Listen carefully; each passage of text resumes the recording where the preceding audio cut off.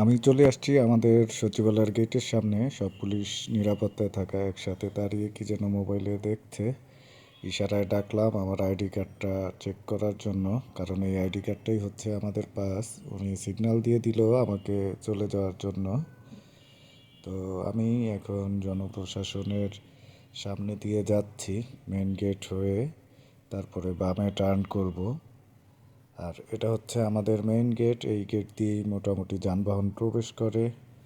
আর এখন আমি একটু ডানে তাকিয়ে দেখলাম আরেকটা বাইক প্রবেশ করতেছে, তাকে সাইড দিয়ে দিলাম। সোজা আমি চলে যাচ্ছি যেই ভবনে আগুন লেগেছিল, এটা হচ্ছে 7 নম্বর ভবন, এই ভবনটাতেই আগুন লেগেছিল।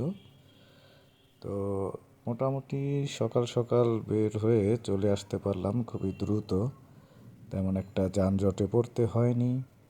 আর একটু ডানে টার্ন করে তারপরে আবার বামে টার্ন করব, যেখানে আমাদের অর্থ মন্ত্রণালয়ের অর্থ ভবন অবস্থিত। তো আরেকটু সোজা গেলেই আমাদের অর্থ ভবনটা পড়বে, আর আমি ওখানে গিয়ে বাইক পার্ক করে তারপরে অফিসে প্রবেশ করব।